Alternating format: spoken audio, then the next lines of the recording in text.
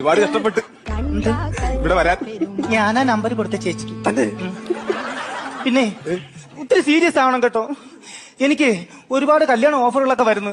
ചേട്ടാ എന്നെ നിർത്താൻ സമയം എന്തെങ്കിലും ചെയ്തേ പറ്റുള്ളൂ. നീ പറയും പോലെ അങ്ങ് വിളിച്ചിറങ്ങിട്ട് പോകാൻ പറ്റുമോ? പിന്നെ നീ ഇപ്പൊ 10ാം ക്ലാസ് കഴിഞ്ഞിരിക്കുന്ന ഒരു പെണ്ണാണ്. നിന്നെ വിളിച്ചിട്ടുണ്ടെങ്കിൽ പോയി ഞാൻ ഭയങ്കര കേസാവും. പോസ്കോ ചുമത്തും എന്റെ തലയിൽ.